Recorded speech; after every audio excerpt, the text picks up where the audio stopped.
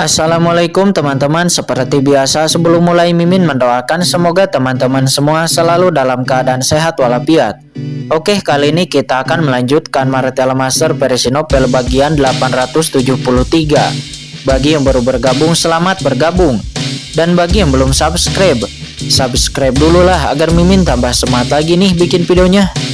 Oke, kalau sudah kita langsung masuk ke isi ceritanya.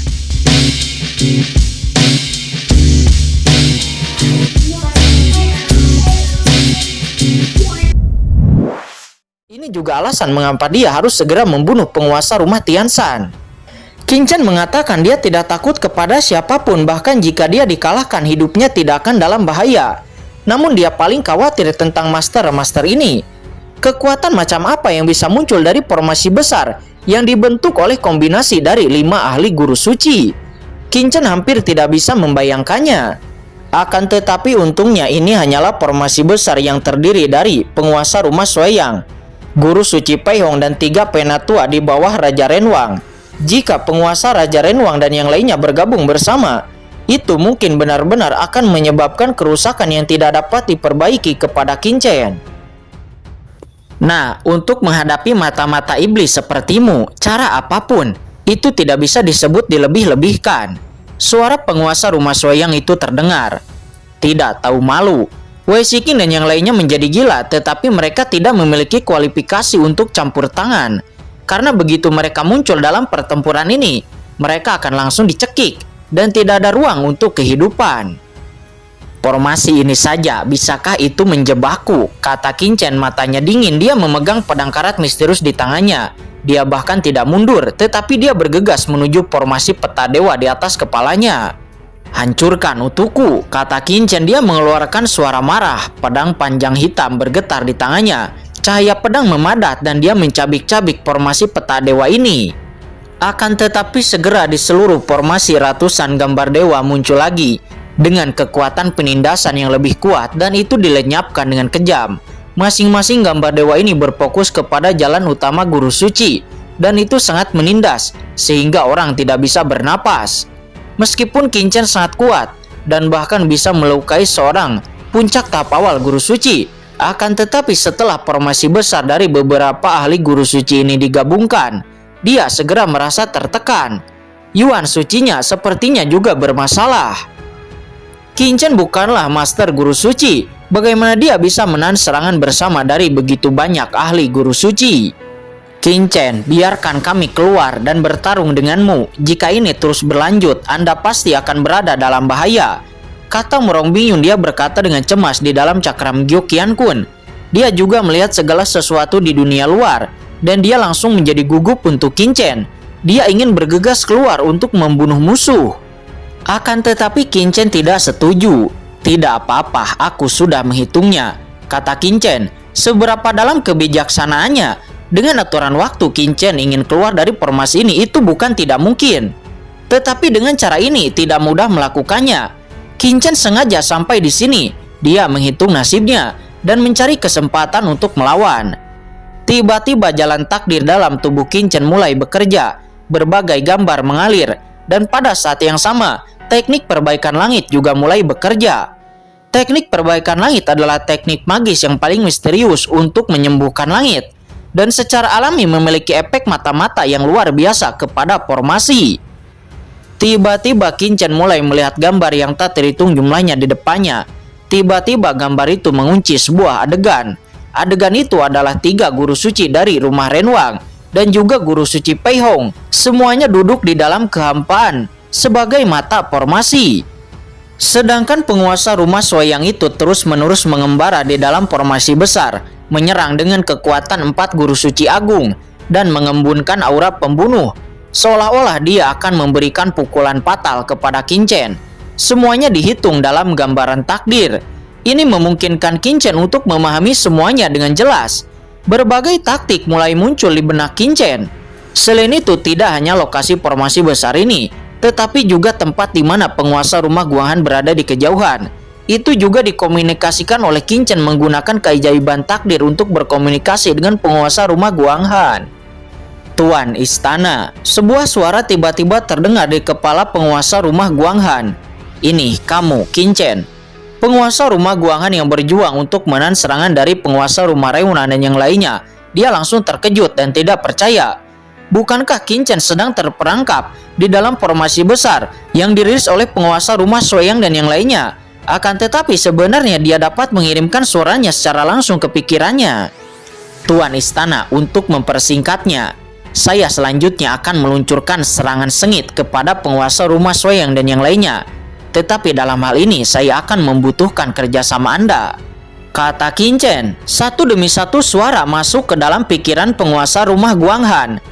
Seketika wajah penguasa rumah Guanghan yang awalnya bingung, kemudian terkejut, dan akhirnya menunjukkan ekspresi keheranan.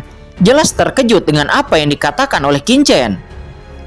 Dan ketika Qingchen terjebak di dalam formasi dan diam-diam berkomunikasi dengan penguasa rumah Guanghan, di atas langit, penguasa rumah Renwang juga berkomunikasi secara rahasia.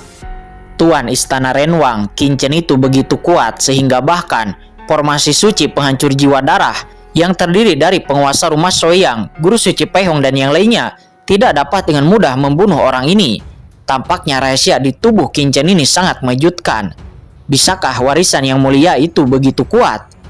Kata penguasa rumah Yuming. Dia mengambil inisiatif untuk menekan penguasa rumah Guanghan sambil mentransmisikan suaranya kepada penguasa rumah Renwang. Putra ini memang memiliki rahasia besar. Jika tidak mungkin mendapatkan warisan dari Yang Mulia Api Langit. Tapi tidak apa-apa, setelah kita menangani penguasa rumah Guanghan ini, kita akan berurusan dengan Qingchen itu, kata penguasa rumah Renwang. Akan tetapi pada saat ini, sebuah gelombang fluktuasi yang menghancurkan menyebar dalam formasi besar. Tampaknya penguasa rumah Guanghan itu telah putus asa untuk terakhir kalinya. Segera sebuah sungai panjang cahaya bulan langsung merobek blokade ruang dari penguasa Raja Renwang dan yang lainnya, dan kekuatan dingin yang mengerikan akan merembes keluar. Mustahil, bagaimana mungkin penguasa rumah Guanghan itu mati-matian secepat ini? Dia benar-benar membakar esensi dan darahnya sendiri, kata penguasa rumah Renwang. Dia nampak sedikit terkejut. Hentikan dia! Penguasa Raja Renwang itu mengubah ekspresinya. Dia belum siap. Jika penguasa rumah Guanghan bergegas keluar, maka dia akan membuat rencananya gagal. Pada saat yang sama, di saat penguasa rumah Guanghan mulai bekerja keras, Qingchen juga merasakan fluktuasi dari penguasa rumah Guanghan. Oke, penguasa rumah Guanghan telah mengambil inisiatif. Akhirnya giliranku, kata Qingchen. Di matanya cahaya dingin meledak. Boom! Tubuh kuno didorong oleh Qingchen ke yang terkuatnya, dan bayangan istana Ji Xiaodao juga muncul lagi. Kali ini aura yang keluar dari istana Ji Xiaodao bahkan lebih kuat. Apakah Qingchen ini mulai bekerja keras? Penguasa rumah Shuoyang mendesak formasi besar. Dia bersiap untuk memusnahkan Qingchen sedikit demi sedikit. Tetapi dia merasakan gerakan dari penguasa rumah Guanghan. Sebelum dia bisa bereaksi, dia merasa bahwa Qingchen juga pecah dalam formasi besarnya. Kekuatan yang tak tertandingi dan menakutkan naik ke langit, mencoba meledakkan formasi. Oke, dia terkejut, matanya dingin. Kekuatan Dewa Darah di tubuhnya langsung dibakar. Dan segera itu langsung menyelimuti istana Ji Xiaodao yang didesak oleh Qingchen. Dan kekuatan Dewa Darah yang mengerikan mulai menembus ke dalam istana Ji Xiaodao. Tiba-tiba ingin menjarah harta istana Ji Xiaodao milik Qingchen itu. Kesempatan bagus. Penguasa rumah Shuoyang langsung sangat gembira. Istana ungu ini harta karun yang bagus. Ini adalah harta karun dari Yang Mulia Api Langit. Itu sebenarnya diperoleh oleh anak ini. Sayangnya, tingkat kultivasi anak ini terlalu rendah untuk mengendalikan kekuatan sebenarnya dari istana Ji Xiaodao. Jika saya bisa mendapatkan istana Ji Xiaodao ini, kekuatanku pasti akan sangat meningkat, kata penguasa rumah Shuoyang. Dia merasa bahwa istana Ji Xiaodao sedikit terguncang oleh dirinya. Penguasa rumah Shuoyang tidak bisa menahan kegembiraannya. Selain itu, istana Ji Xiaodao perlahan diambil olehnya di bawah bimbingannya. Qingchen hampir tidak memiliki kekuatan untuk melawan, dan ekspresi ngeri tiba-tiba muncul di wajah Qingchen. Dan di saat melihat bahwa istana Ji Xiaodao hendak dibawa pergi oleh penguasa rumah Shuoyang, tiba-tiba aura menakutkan muncul di tubuh Qingchen.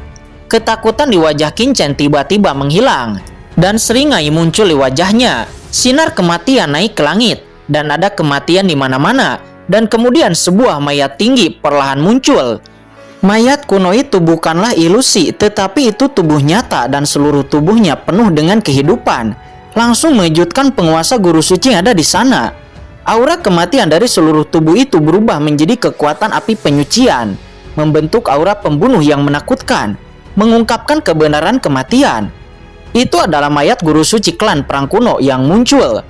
Pada saat ekstasi dari penguasa rumah Soeyang itu, Qin Chen langsung menyulut api jiwa dari mayat itu, menggunakan aturan kematian untuk membuatnya keluar dari kehampaan yang tak ada habisnya dan siap bertarung untuk dirinya. Tuanku, hambamu berjuang untukmu. Begitu mayat klan perang itu muncul, dia meraung. Matanya yang kosong langsung tertuju kepada penguasa rumah Soeyang, dan tulang-tulang itu meraihnya dengan tangan besar, menekan ke arah penguasa rumah Soeyang, dan segera mengalahkan Yuan Suci lawan. Ini, penguasa rumah Soeyang menunjukkan ekspresi ngeri di wajahnya, rambutnya berserakan, dia ketakutan. Tubuhnya sangat berdarah, dan kekuatan Dewa Darah muncul. Dia membanting mayat klan perang itu, berusaha mencegah lawan untuk menyerang. Namun mayat besar klan perang itu tidak gentar, dan seluruh tubuhnya memancarkan napas kematian yang gelap. Tubuh itu tiba-tiba terhempas ke depan penguasa rumah Soeyang, dengan 5 jari yang terbentang. Mayat itu tidak ada rasa takut sedikit pun dengan Dewa Darah itu. Dia menangkapnya secara langsung. Dan apa yang membuat penguasa rumah Soeyang semakin ngeri adalah bahwa istana Ji Xiaodao yang awalnya terbungkus dalam cahaya darahnya itu tiba-tiba meningkatkan kekuatannya dengan ledakan, bayangan dan cahaya yang tak terhitung jumlahnya meletus. Istana Ji Xiaodao itu tiba-tiba terbang dan kembali ke tubuh Qin Chen, seraya meledakkan kekuatan yang jauh lebih kuat dari sebelumnya, dan dampak mengerikan menyapu lapis demi lapis. Boom! Segera penguasa rumah Soeyang itu ditekan di tempat oleh kekuatan dari istana Ji Xiaodao. Jubahnya terbuka, cahaya darah yang tak terhitung tersebar, dan dia segera menjadi sangat malu. Pakaian di tubuhnya rusak, dan dia tidak menutupi tubuhnya. Dan dia saat ini menderita banyak kerusakan. Mayat klan perang itu bahkan berada di antara satu cakarnya, meremas darah di tubuhnya, dan dalam sekejap dia terluka parah. Apa? Penguasa rumah Soeyang itu meraung marah. Tidak ada yang menyangka bahwa keadaan akan berbalik. Bunuh, kata Qin Chen. Dia mengirimkan instruksi ke dalam pikiran mayat klan perang itu, dan segera mayat klan perang itu meledak dengan keagungan yang tak terbatas. Boom! Kekosongan segera menyampaikan suasana klan perang yang tak terhitung jumlahnya. Raungan mengerikan melonjak ke langit. Banyak master di luar formasi besar semuanya pusing. Banyak dari mereka tidak tahu apa yang terjadi. Klan perang adalah ras yang hidup dalam perang di zaman kuno. Penjaga alam bawah baru saja menggunakan aturan kematian untuk membangkitkan mayat klan perang dan melawan musuh.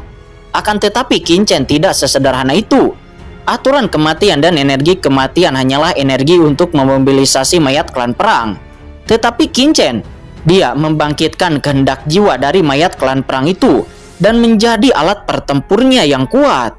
Di zaman kuno, klan perang sangat menakutkan dan terkenal. Meskipun tidak banyak orang di seluruh ras klan perang, tetapi itu adalah salah satu ras terbaik di antara 10.000 ras di surga. Dan mayat klan perang ini di zaman kuno jelas merupakan master top yang telah melampaui guru suci tahap awal. Tembakan ini segera menunjukkan kekuatan yang tak terkalahkan. Apa ini? Kata penguasa rumah Soeyang. Dia mengalami bencana kepunahan menyaksikan kekuatan mengerikan dari mayat klan perang yang diselimuti oleh suasana perang yang meletus di mana-mana, dan suasana kematian juga meresap.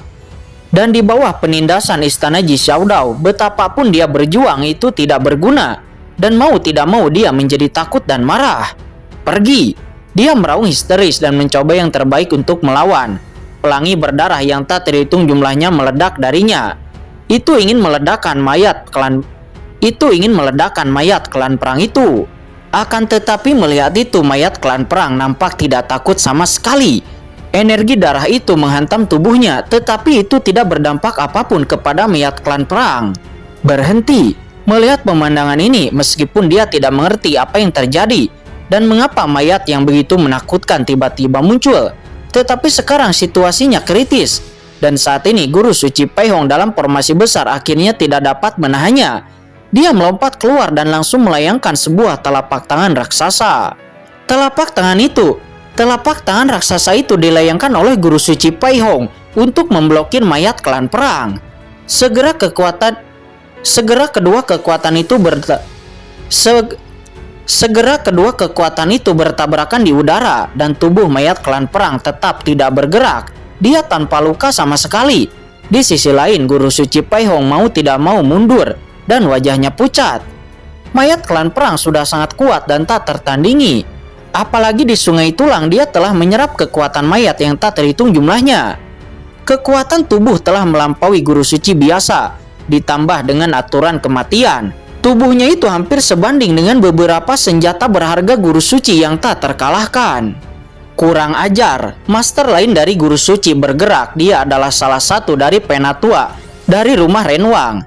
Dengan lambaian telapak tangannya, segera pusaran air tiba-tiba naik dan dia langsung melawan mayat klan perang itu.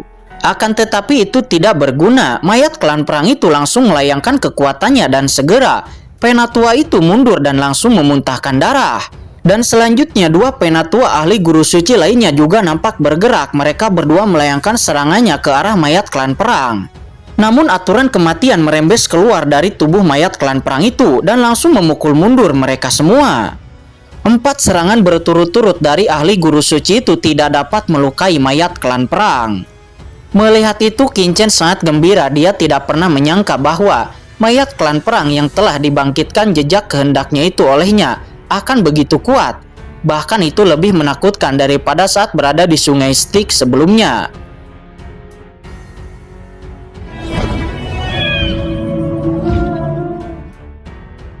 Oke guys, sudah dulu ya. Jangan lupa subrek biar lanjut terus ceritanya. Bagi yang sudah subrek, mudah-mudahan dimudahkan rezekinya. Mimin undur diri. See you next and goodbye.